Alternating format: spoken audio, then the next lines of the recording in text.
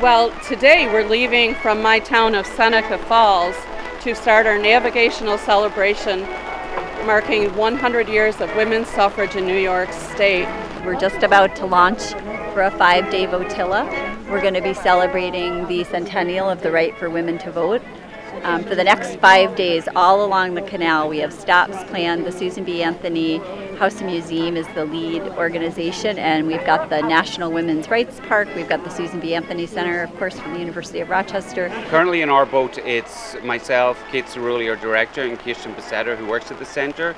There are 3 boats from the Susan B. Anthony House and Museum, and what they have done is they've offered VIP spots to have people sleep in the boats overnight.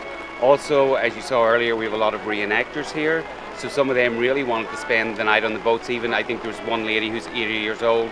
They offered her a hotel. She's like, oh no, I'm sleeping on the boat. Yeah. Back in 1915 and 1917 in New York State, pushing for suffrage, they were doing street theater.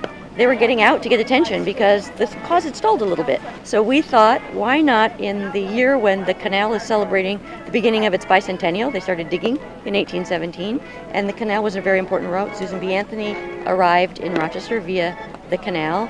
A lot of the social reform that happened through this area was because of that great big ditch.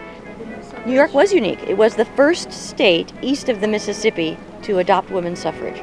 The western states were way ahead of them. And New York did that finally in 1917. There was a huge push in 15. They were very disappointed it didn't happen. They finally did in 17, and then things it was pretty evident then that the eastern states began to get on board with it.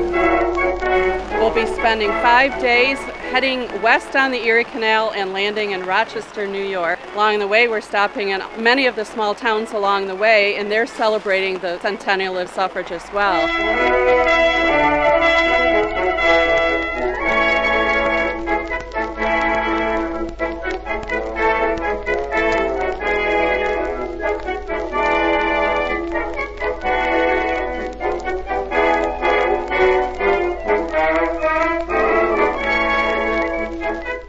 Votes for women! Votes for women!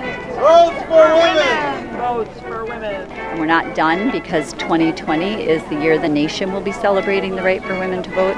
So we will be launching a whole nother series of activities come January 1, 2020, and we have some surprises in store. So Susan B. Anthony said, when I'm gone, that there be no tears, get on with the work.